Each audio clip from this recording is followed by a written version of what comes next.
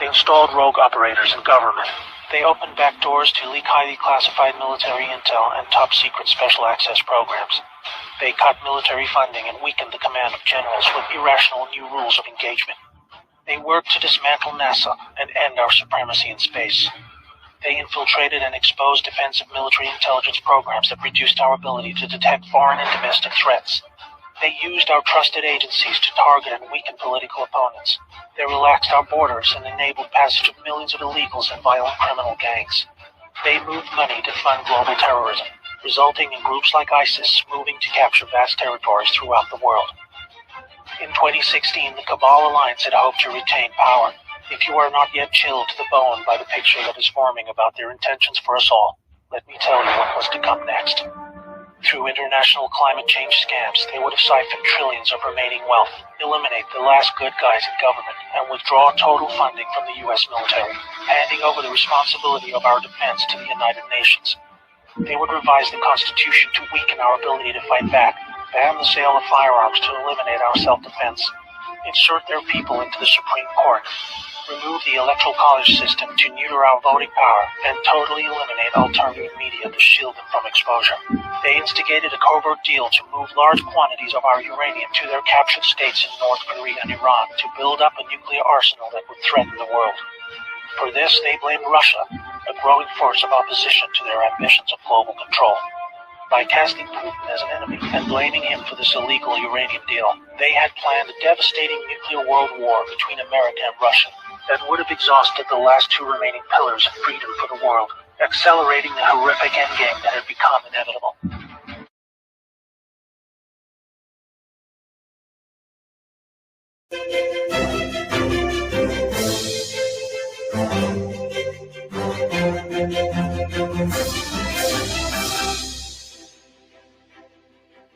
In the age of bloody civil war, 2,500 years ago, a Chinese military commander, strategist and philosopher emerged.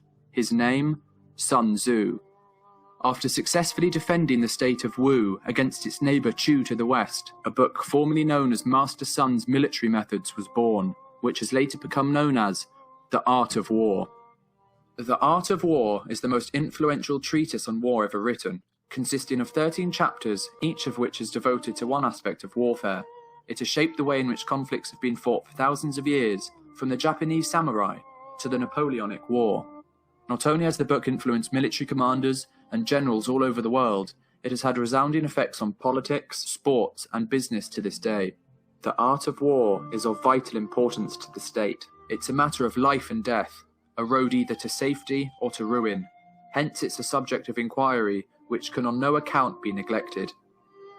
Sun Tzu has a holistic philosophy that if you follow correctly and study thoroughly, you will be victorious. Sun Tzu says, "Avoid what is strong and strike at what is weak." Sun Tzu is a strong believer that winning the war with as little unnecessary combat as possible is the key to true victory.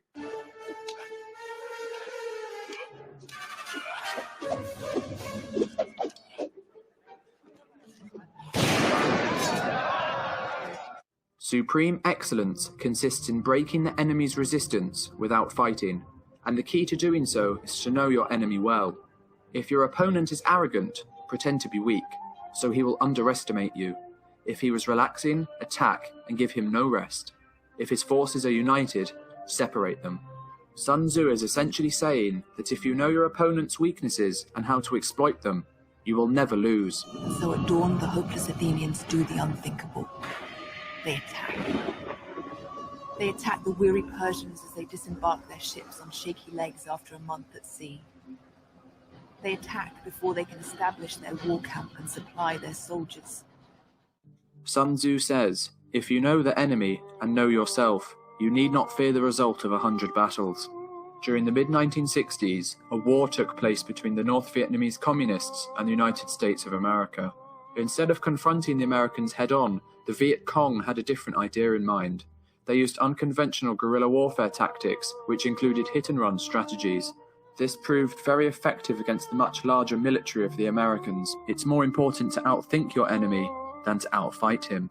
The Viet Cong forces were inferior to the Americans in both man and firepower, so guerrilla warfare tactics allowed them to inflict significant damage while keeping their casualties to a minimum. They also had unparalleled knowledge of the terrain. This included a vast network of underground tunnels, allowing them to evade carpet bombing and escape the enemy. The terrain was also laced with various booby traps and landmines. Even though the Viet Cong and North Vietnamese were heavily out-armed by the American superpower, they were still able to defeat them as they truly understood Sun Tzu's philosophy. All warfare is based on deception. Hence, when we are able to attack, we must seem unable. When using our forces, we must appear inactive. When we are near, we must make the enemy believe we are far away. When far away, we must make him believe we are near. This philosophy can be seen in the World War II invasion of Normandy, known as D-Day. The British created several fictional units of troops stationed in Scotland who were ready to invade Europe through its northern regions, in particular Scandinavia. They then used several misinformation techniques to persuade Hitler that 350,000 of these troops were primed to attack. Radio chatter in Scotland lit up with the talks of these troops preparing for an overseas assault, and many of these transmissions were made easily interceptable. Allied spies who had been able to infiltrate the Germans reported these developments as well, reinforcing their legitimacy. These spies also took photographs of planes and tanks posed for invasion, but these were actually blow-up models in most cases. All this caused dozens of German divisions to go up to bogus locations and wait for an imaginary army to show up, whilst important battles were fought elsewhere. This method of dividing enemy forces was also employed to a greater extent on D-Day itself. Soviet forces kept around 1 million of the German forces busy on the Eastern Front, whilst the Allied invasion occurred on the Western Front. This tactic of dividing the enemy is one of Sun Tzu's key philosophies and allowed the Allies to achieve victory and eventually win the war. Thanks for watching. If you enjoyed the video, make sure to like and subscribe, and comment down below what video you would like us to do next. Hello, my dear friends. Welcome to yet another Reading Epic Threads live stream. I'm your host, Patrick Gunnels, joining you from Houston, Texas, this March 8th, 2022 at 8:05 p.m. Central Standard Time. I have titled this episode, Naomi Wolf is Really Based, because it was sent to me, an article by her was sent to me by the brilliant Jason All, and I read it, and it was amazing. I'm going to be presenting that one today. Yes, Savior of the Republic, the ultimate Judas goat, Alexandria Ocasio-Cortez is right on my shirt. That's right. This was a gift from Quinn, and I am wearing it. There she is. She is the greatest Judas goat that ever lived. You know how I say we need to infiltrate the Democrats? Well, she took the initiative to do it on her own. So, Alexandria, thank you so much. And you are playing that role to a T. You've been dating some cuck white boy. All right. I want to show you everybody a meme that that I Blinken made for. She doesn't have a horse face, PWSA. Why everybody got to mess with my girl? Anyway, so I want to show you a meme that I Blinken made for me. I don't know if you like it. Bam! So, yeah. I saw this and my first reaction was, well, why is he making Captain Picard memes? And I was like, oh, shit, that's me. So, anyway, yep, I am definitely crushing on Rumble these days. It's giving me great growth. I'm over 14,000 subscribers on Rumble. So those of you who actually have a Rumble account, smash that plus sign or hit that boxing glove. Get that done first. But make sure to hit that follow button or that subscribe button. That really helps me when you do that. So, yes, I just had a meme made about me. I love that. Okay, so anyway, I haven't seen the new Project Veritas. Should we watch it together now? Just get that out of the way, or is it a little bit remedial? I mean, could show you this collagen elixir from Isagenix, ret.isagenix.com, ret.isagenix.com. That's right. You need collagen. This is really good collagen. People have literally said that I look younger. It's good for your skin, good for your hair, good for your all sorts of tissues and things. Every day, without fail, it tastes like apple juice. I think they suspended it in some kind of apple juice thing. All right. How about memes of Dwayne, Kyle, Brian, PG, PP, and Kate? Epic, yes. All right. Next. So, okay, are we doing this? Are we going to do the, all right. All right. Joanne Papa says it's remedial. Some people are saying it's pretty good. All right. Well, we do have lots of stuff. D.W. Bearden just rumbled me. That means liked. That's like hitting the like button. It is, guys, can you just tell how much it's helping my hair? Thank you, proud Q Mama. If only Rumble made chat like Twitch, have it available after a broadcast is over. Matrix Refugee, it's all coming. It's all coming. All right. Joanne Papa says it's okay. Here's something that I would prefer. I find this more exciting, and I'll show this to you if I can find it. And then we have Andy Foster post that I really like. Hold for processing. Fucking Victoria Newland, guys. Ooh. She is all kinds of satanic. Just watch this woman squirm. As you can see, I don't actually have the ability to sign into my own Twitter account. Why? You know why. They ban me every freaking time. They got my IP address at this point. My IP address, my phone number, Mac addresses. They've got me permabanned. Ukraine has biological research facilities, which, in fact, we are now quite concerned Russian forces may be seeking to gain control of. So we are working with the Ukrainians on how they can prevent any of those research materials from falling into the hands of Russian forces should they approach. Ukraine has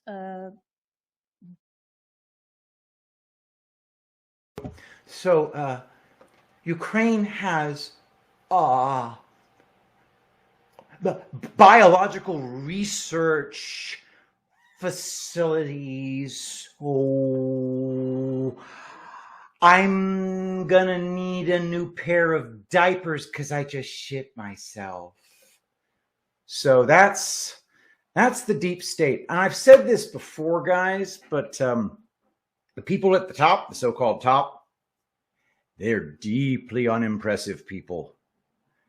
They are retards, Matrix. You know what, Matrix Refugee? I will address that. You say traitor. She's definitely horrible. But does she even consider herself, or did she ever consider herself, an American who owes allegiance to the people of the United States? I would say that she's more of one of those breakaway civilization scumbags.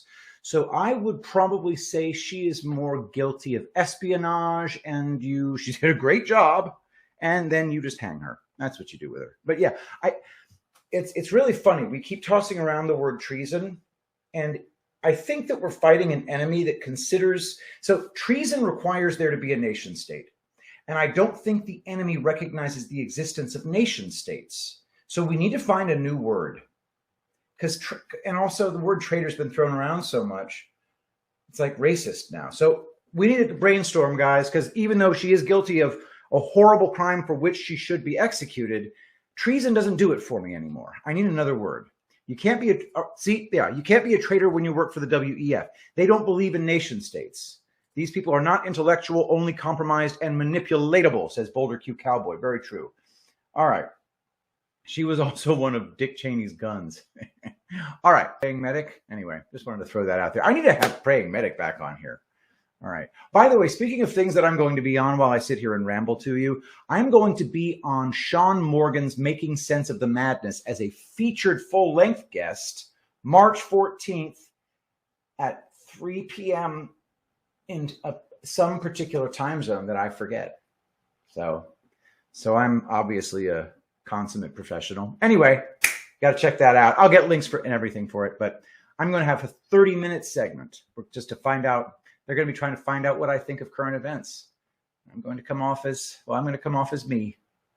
So next, what do you say we get to Andy Foster? I want to make sure that this is not like a 45-minute read first, because there are times that they turn out to be too long. And Andy, I want to give your stuff the desire that This isn't so long. All right. Yeah, I can do this one, no problem. Just have to make sure it's not one of those uber long ones. All right. The war secrets Senator John McCain hides. The evil mofo, Senator John McCain. Can you even believe we let that bastard occupy the positions he occupied for as long as he did? This is AJ Foster, the number 4 Iowa.com. So let's check that out together, shall we? Sorry for cutting off the Project Veritas stuff. It's just, guys, yeah, we know the New York Times is a bunch of fucking liars. Okay. Can you imagine not knowing that at this point? Just think. No. I want you to imagine the person who's watching that Project Veritas video. Hang on, let me turn down the lights a little bit. My forehead's shiny.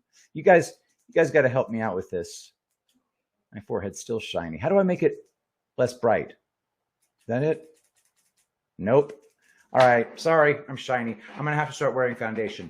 Anyway, just imagine the normie going, oh my gosh, that New York Times reporter, I think he might have been lying.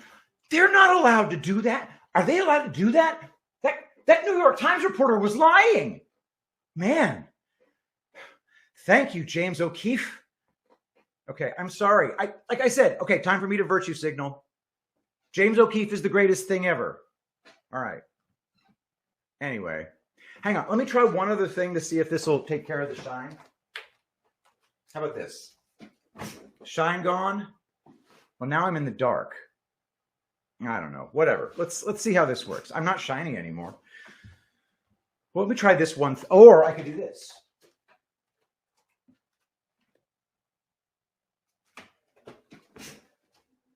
Whatever. Okay.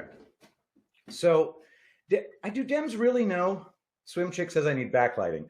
All right. Well, I need to do some reading epic threads. So, for everybody who's watching on Rumble, first of all, runs with scissors, and JC Bird, thank you for the Rumble super chats, and that's what I call them now. It's the best I can do. As far as smashing that like button, guys, right now I've got 166 over 686. So what is that? That's like 25. That's like a quarter, right?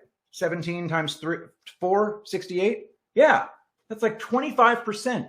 Maybe we could get me to 30%. Just smash that little plus sign or the boxing glove. It helps enormously. And do that for all the other creators on Rumble that you really like. Get in the habit of it. It's part of being a digital soldier. Okay, now we're going to do AJ Foster for Iowa. A Life of Treason by John McCain.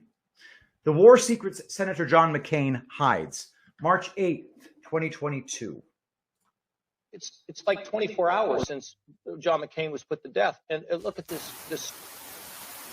It's like 24 hours since John McCain was put to death. And look.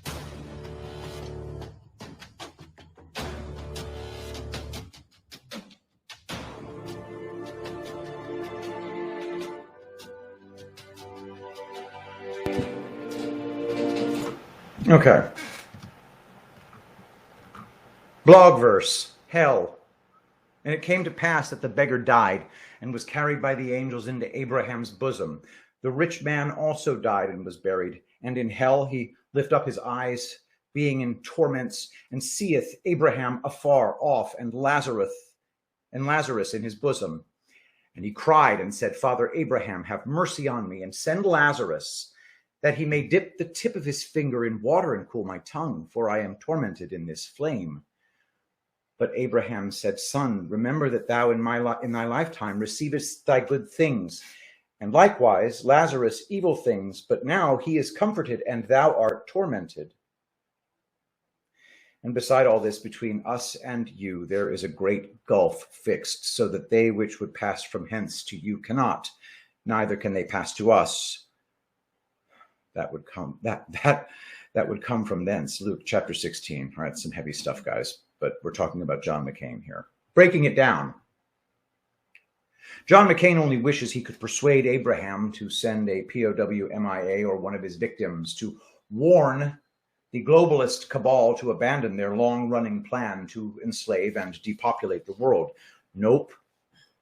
If the Satanists knowingly continue about their master plan, they too will join John McCain in eternal torment. In the preceding blog post, I'm Not Standing with Ukraine, I write about No Name. That's McCain, by the way. For any of you who don't know, No Name is John McCain. We don't say his name. And Lindsey Graham promising Ukraine back in 2016 that the U.S. would bring the fight to Putin the following year. Thanks to Trump, they wrote a check that their mouths couldn't cash. And look how angry and deranged Graham has been lately, calling for a Brutus to eliminate Putin. That's a tall order, seeing how Putin enjoys a 90% approval rating if those polls are to be believed. Thank you for adding that caveat, Andy. Even if it's just 50%, that's a far sight better than our demented resident in that White House. So Washington resorts to vapid virtue signaling and punishing we the people by increasing inflation and telling us to solve the gas problem by buying an electric car. The sheer stupidity of these globalist sycophants. So yeah, I'm not standing with Ukraine, because I won't stand with traitors that foment wars and chaos in service of Baphomet, instead of upholding their oath to the Constitution and safeguarding our liberties and unalienable rights. Republished from a 2008 article that I saved over all these years, this is one, if not the major reason that Trump blasted McCain during his initial campaign. Yet look how all the rhinos and unknowing rushed to defend this traitor.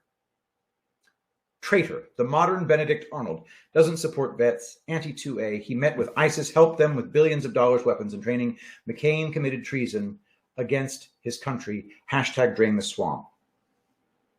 I'll also bet that many don't know or remember his role in the collapse of the saving and loan banking industry via Arizona's Keating 5, among other treasonous acts. How was it that the lone Diablo, demon rat, in all but label only, escaped justice while the other Democrats went to jail? Deep state protection?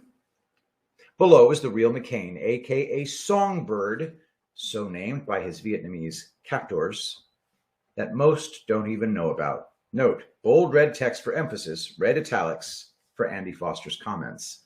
So keep an eye on the text, guys, if you can. Otherwise, if you're just listening, I'll try to keep it straight for you as well. Former POW fights public access to POW MIA files by Sidney Schanberg. New York, from apbnews.com. The voters who were drawn to John S. McCain in his run for the Republican presidential nomination this year often cited as the core of his appeal his openness and blunt candor and willingness to admit past lapses and release documents that other senators often hold back. These qualities often seemed to endear McCain to the campaign press corps, many of whom wrote about how refreshing it was to travel on the McCain campaign bus, the Straight Talk Express, and observe a maverick speaking his mind rather than a traditional candidate given to obfuscation and spin. But there was one subject that was off limits, a subject the Arizona senator almost never brings up and has never been open about, his long-time opposition to releasing documents and information about American prisoners of war in Vietnam, and the missing in action who have still not been accounted for. Since McCain himself, a downed Navy pilot, was a prisoner in Hanoi for 5.5 years, his staunch resistance to laying open the POW MIA records has baffled colleagues and others who have followed his career. Critics say his anti-disclosure campaign, in close cooperation with the Pentagon and the intelligence community, has been successful. Literally thousands of documents that would otherwise have been declassified long ago have been legislated into secrecy. For example, all the Pentagon debriefings of the prisoners who returned from Vietnam are now classified and closed to the public under a statute enacted in the 1990s with McCain's backing.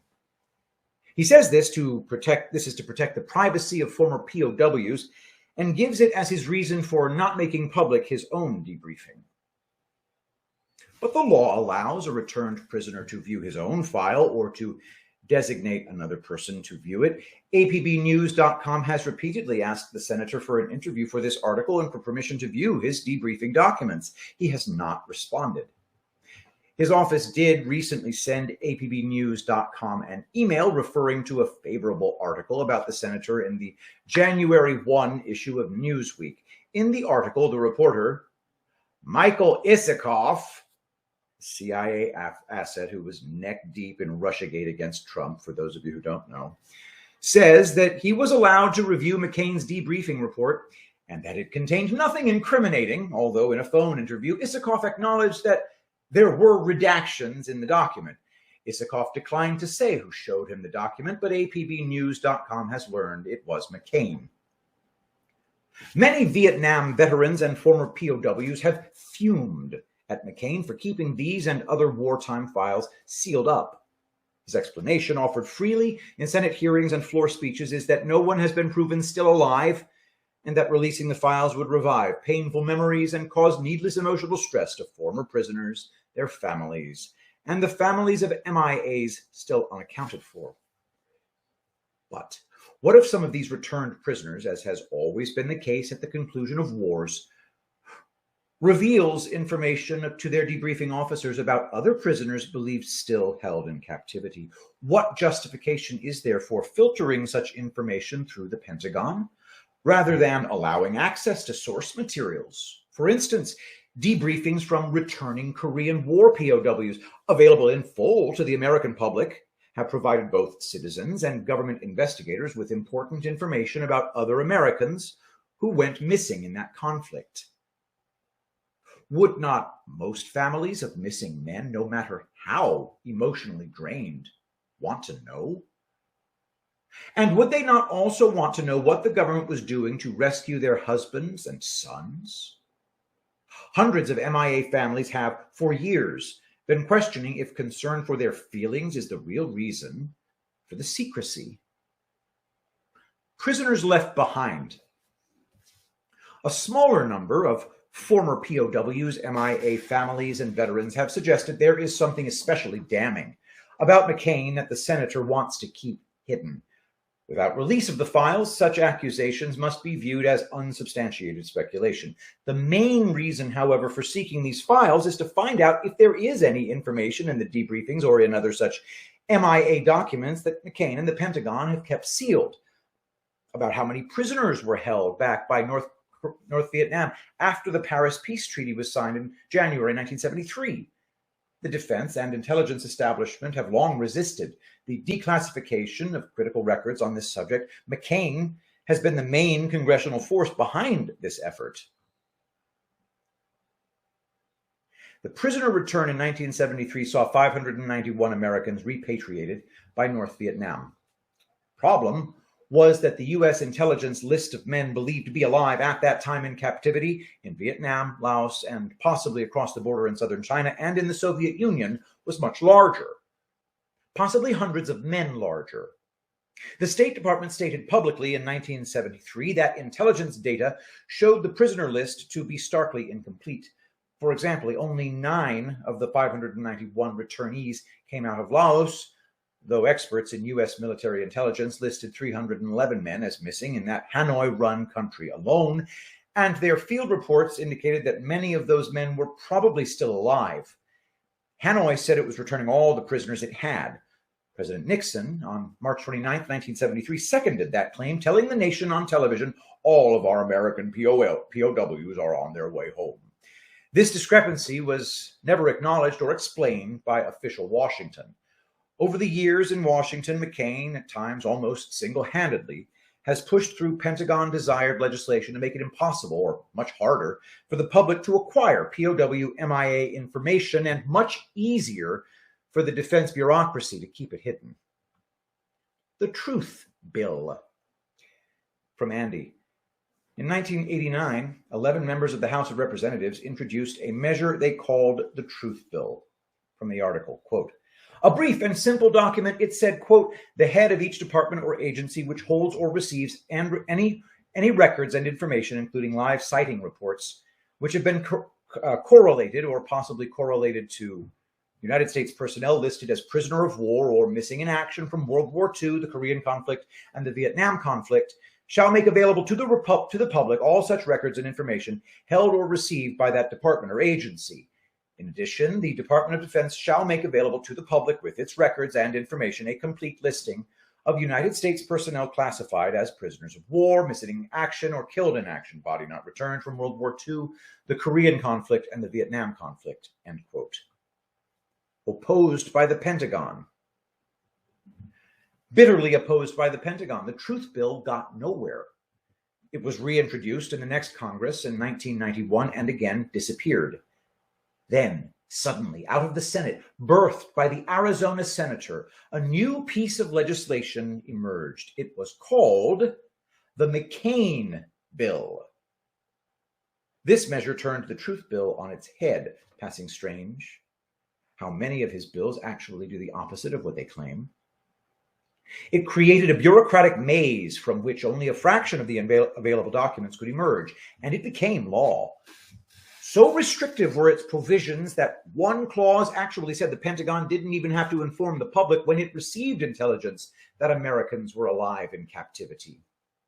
First, it decreed that only 3 categories of information could be released, i.e. information that may pertain to the location, treatment, or condition of unaccounted for personnel from the Vietnam War.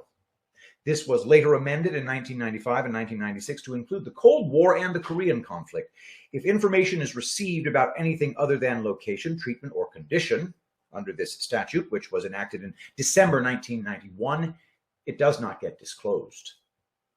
Second, before such information can be released to the public, permission must be granted by the primary next of kin, or PNOK. In the case of Vietnam, letters were sent by the Department of Defense to the 2,266 primary next of kins. More than 600 declined consent, including 243 who failed to respond, considered under the law to be a no. Hurdles and limitations. Finally, in addition to these hurdles and limitations, the McCain Act does not specifically order the declassification of the information. Further, it provides the Defense Department with other justifications for withholding documents. One such clause says that if the information may compromise the safety of any United States personnel who remain not accounted for but who may still be alive in captivity, then the Secretary of Defense may withhold that record or other information from the disclosure otherwise required by this section. Boiled down, the preceding paragraph means that the Defense Department is not obligated to tell the public about prisoners believed alive in captivity and what efforts are being made to rescue them. It only has to notify the White House and the intelligence committees in the Senate and House. Think Gang of 8. The committees are forbidden under law from releasing such information. At the same time, the McCain Act is now being used to deny access to other sorts of records. For instance, part of a recent APBnews.com Freedom of Information Act request for the records of a mutiny on merchant marine vessel in the 1970s was rejected by a Defense Department official who cited the McCain Act. Similarly, requests for information about Americans missing in the Korean War and declared dead for the last 45 years have been denied by officials who referenced the McCain statute. Another bill gutted in 1996. Then there is the Missing Service Personnel Act, which McCain succeeded in gutting in 1996. A year before, the act had been strengthened with bipartisan support to compel the Pentagon to deploy more resources with greater speed to locate and rescue missing men. The measure imposed strict reporting requirements. McCain amended the heart out of the statute. For example, the 1995 version required a unit commander to report to his theater commander within 2 days that a person was missing and describe what rescue and recovery efforts were underway. The McCain amendments allowed 10 days to pass before a report had to be made. In the 1995 Act, the theater commander, after receiving the MIA report, would have 14 days to report to his cabinet secretary in Washington. His report had to certify that all necessary actions were being taken and all appropriate assets were being used, quote, to resolve the status of the missing person. This section was stricken from the Act, replaced with language that made the cabinet secretary, not the theater commander, the recipient of the report from the field. All the certification requirements were also stricken. turn commanders into clerks. This, said a McCain memo, transfers the bureaucracy involved out of the field to Washington. He argued that the original legislation, if left intact, quote, would accomplish nothing but create new jobs for lawyers and turn military commanders into clerks. Recall the politicization behind the defector Sergeant Bergdahl in Afghanistan, in which 5 Gitmo detainees were exchanged for his release. In response, the backers of the original statute cited the Pentagon's stained record on MIAs and argued that military history had shown that speed of action is critical to the chances of recovering a missing man. Moving the bureaucracy to Washington, they said, was merely a way to sweep the issue under the rug. Chilling effect cited. One final evisceration of the law was McCain's removal of all its enforcement teeth. The original act provided for criminal penalties for anyone, such as military bureaucrats in Washington, who destroy or cover up or withhold from families any information about a missing man.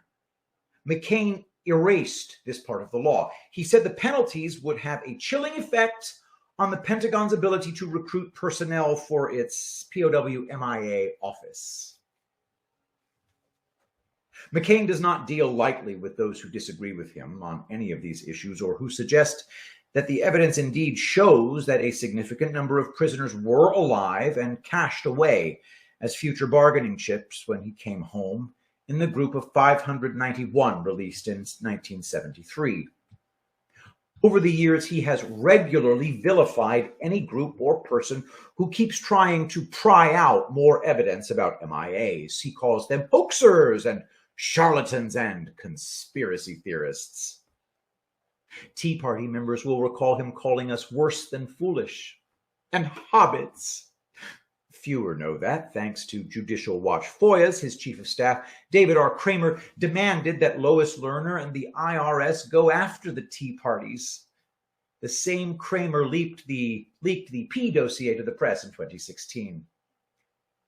He decries the bizarre rantings of the MIA hobbyists and describes them as individuals primarily who make their living off of keeping the issue alive. Before he died last year of leukemia, retired Colonel Ted Guy, a highly admired POW and one of the most dogged resistors in the camps, wrote an angry, open letter to the senator in an MIA newsletter. In it, he said of McCain's stream of insults, quote, "John, does this include Senator Bob Smith and other concerned elected officials? Does this include the families of the missing, where there is overwhelming evidence that their loved ones were last known alive? Does this include some of your fellow POWs?" End quote. Sightings dismissed. McCain has said again and again that he has seen no credible evidence that more than a tiny handful of men might have been alive in captivity after the official prison return in 1973. He dismisses all of the subsequent radio intercepts, live sightings, satellite photos, CIA reports, defector information, recovered enemy documents, and reports of ransom demands, thousands and thousands of pieces of information indicating live captives as meaningless. He has even described these intelligence reports as the rough equivalent of UFO and alien sightings. In Congress, colleagues and staffers who have seen him erupt in the open, more often in closed meetings, profess themselves confounded by his behavior, insisting upon anonymity so as not to invite one of his verbal assaults.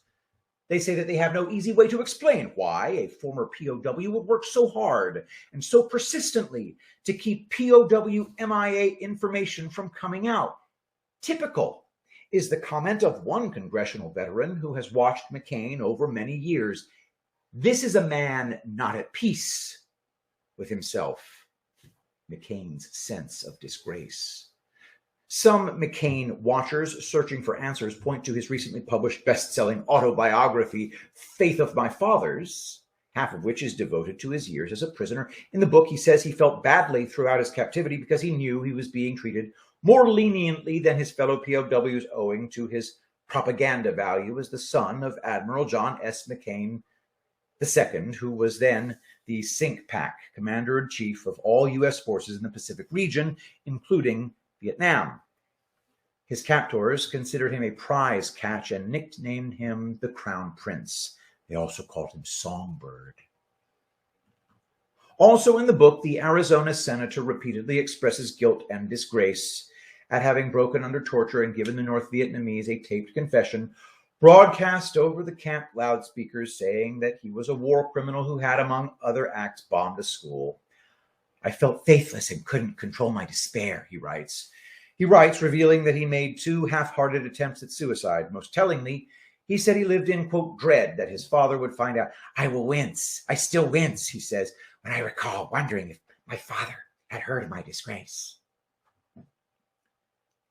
After McCain returned home, he said he told his father about the confession but never discussed it at length.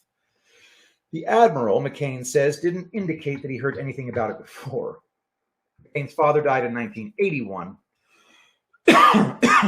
McCain writes, I only recently learned that the tape had been broadcast outside the prison and had come to the attention of my father. McCain wasn't alone. It's well known that a sizable percentage of prisoners of war will break down under torture. In fact, many of his supporters view McCain's prison travails as evidence of his overall heroism. Fears unpublished details? But how would McCain's forced confession alone explain his endless campaign against releasing MIA POW information? Some veterans and other McCain watchers have speculated that McCain's mortification, given his family's proud military tradition — his grandfather was also an admiral — was so severe that it continues to haunt him and make him fear any opening up of information that could revive previously unpublished details of the era, including his own nagging history. Another question that defies easy explanation is why there has never been any significant public outcry over the POWs who didn't come home, or about the machinations of public officials like McCain, who carefully wove a blanket of secrecy around this issue. It can only be understood in the context of what the Vietnam War did to the American mind. Forgetting the Vietnam War. It was the longest war in our history and the only one in which we accepted defeat and brought our troops home. It had roiled the country more than any conflict but the Civil War, to the point where almost everyone, regardless of their politics, wanted to get away from anything that reminded them of this bloody failure. Only a small band of Americans, led by Vietnam veterans and MIA families, kept asking for more information about the missing men and demanding the government keep its promise to do everything possible to bring them home. Everyone else seemed to be running away from all things Vietnam. Knowledgeable observers note that it's quite possible that Nixon, leading the country's withdrawal, accepted the peace treaty of January 27, 1973, while telling himself that somehow he would negotiate the release of the remaining POWs later. But when Congress refused to provide the $3 billion to $4 billion in proposed national development reparations that National Security Advisor Henry Kissinger, a vile globalist within the ranks of our government, had dangled as a carrot to Hanoi, the prospects for the abandoned men began to unravel. Observers also point out that over the years that followed, Washington continued to reject paying what it branded as ransom money, and so across 6 presidencies, including the present one, the issue of POWs who may have been left behind remained unacknowledged by the White House and the Pentagon. Hanoi refused to correct the impression that all the prisoners had been returned, and Washington, for its part, refused to admit that it had known about abandoned POWs from the beginning. By the way, guys, I didn't know any of this. Mainstream press indifferent. Of course, the government and many mainstream scholars reject this theory, and whether any such prisoners remain alive to this day is impossible for the outsider to know. Intelligence sources privately expressed the belief that most of the men had either died or been executed by the early 1990s. Presumably, these sources say the POWs lost their bargaining value to Hanoi as time passed and ransom dollars never materialized. Eventually, Hanoi began seeking another path to the money: the renewal of relations with Washington. Diplomatic ties were restored by President Clinton in 1994, and American economic investment quickly followed. One factor in the nation's indifference to the POWs was the stance of the national press, fake news mockingbirds controlling the narrative. From the very start to the present, the mainstream media showed little interest. With just a smattering of exceptions, the journalistic community, like the rest of the country, ran away from the story. During the war, thousands of American journalists poured into Vietnam in shifts. Now, only a handful covered the country, most of them filing business stories about Nike and other conglomerates opening up factories to avail themselves of the cheap labor. Even reporters who had covered the war came to view the MIA story in the years afterward as a concoction of the far right, without doing much, if any, first-hand reporting, such as digging into the available documents in the National Archives. Nearly all these journalists dismissed the MIA story as unfounded. Generated a hero aura. In McCain's recently suspended campaign for the presidency, so this article, 2008, circa 2007. So, yeah, 2008. It was almost as if, in the press's eyes, he was to be treated differently and quite gingerly because of the hero aura generated by his POW experience. None of his political opponents ever dared criticize him for his legislative history on withholding POW information, and the press never thought itself to be direct enough to even question him on the issue.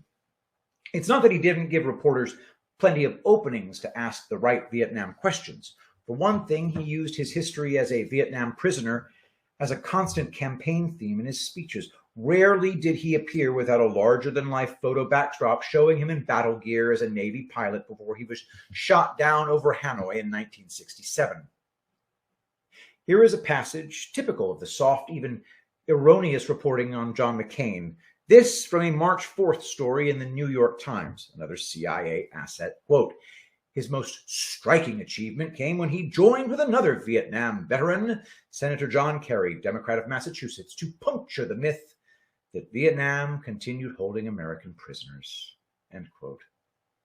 The piece went on to speak with admiration about his concern over the prisoners of war issue, but tellingly, it offered no details. Tepid veterans vote.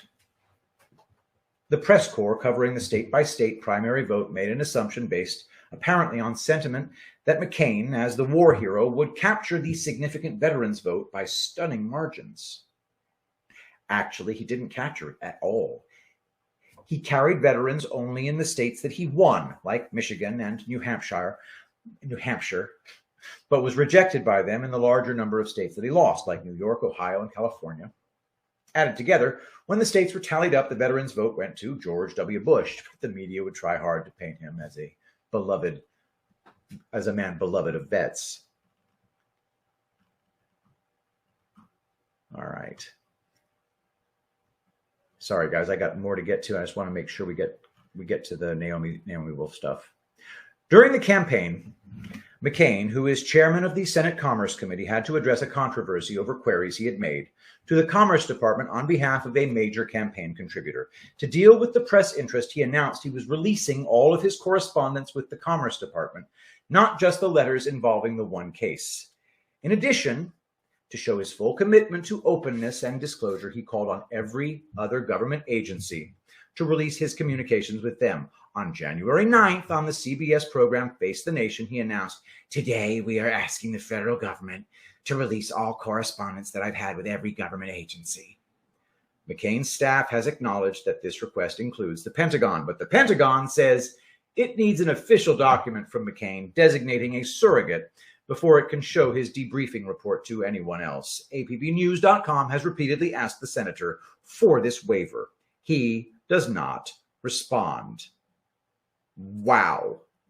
All right, so guys, I didn't know any of this crap, but I think it's pretty clear that since at least the war in Vietnam, whoever controls our armed forces doesn't think of the soldiers as being fellow citizens, thinks of them as cannon fodder, and does not give a shit about them or their families. Bear that in mind before you tell your children to enlist, guys. We got to clean this whole thing out completely. 100%. I can't believe what I just read. All right. Unreal. Just absolutely unfreaking real. All right, guys. Let's go ahead. By the way, I've already passed 33% or 32% on likes to viewers. So thanks everybody on Rumble, and those of you who just got here, smash that +sign or boxing glove, depending on where you are. You know, it'd be really nice if it were the same damn symbol on both the app and the web. You know, just little things like that, Rumble. I love you, Rumble. Okay. I love you, Twitch, too. All right. So what do you say we go ahead and jump straight? Yeah. W. Mason. Defense will drop you like a hot potato. You know, I think, are you referring to your own Defense Department over in Australia, or do you mean basically the entire globo homo military industrial complex, which encompasses all our nations?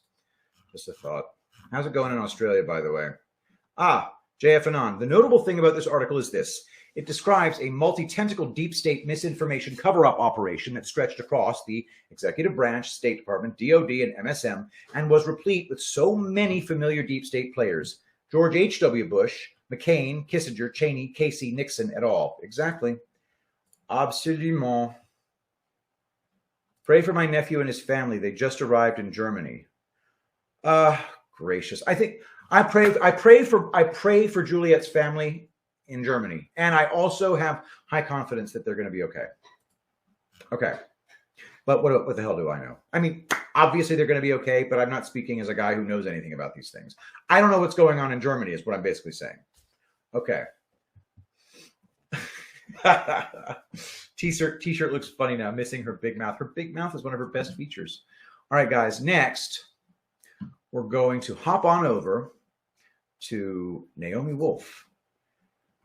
So this matters to me. This matters to me a lot.